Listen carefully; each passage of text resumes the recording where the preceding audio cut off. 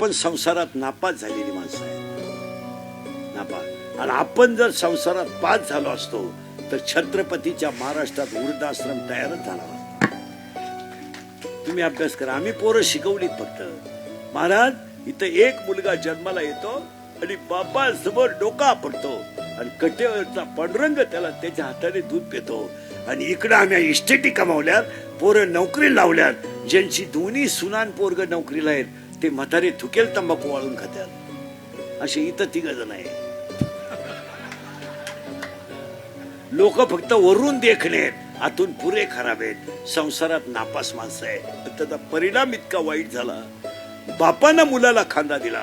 संपली माणसं, संपली माणसं. ज्यांची पोरं नालायक आहेत त्यांनी मुळातच इस्टेट ठेवण्यात मजा नाही.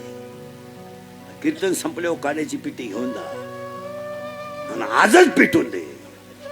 ठुता कशाला तुम्ही? कशाला ठेवता? हसण्यावारी नेऊ नका. बाप मुलाच्या अंत्यविधीला काय पाप केलेत बापाने.